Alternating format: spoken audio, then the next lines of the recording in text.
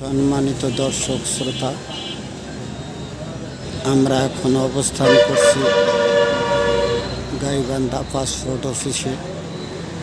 দর্শক লক্ষ্য করুন,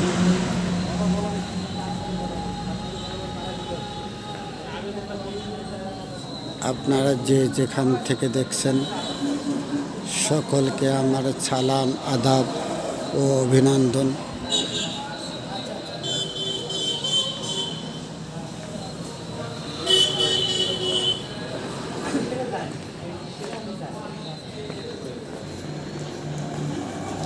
দর্শক, পাসপোর্ট অফিসে এসে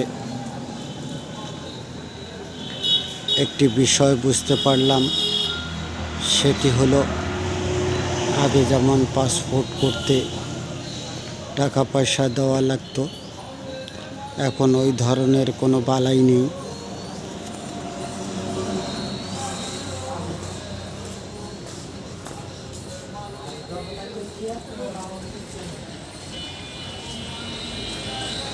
আজ এই পর্যন্ত,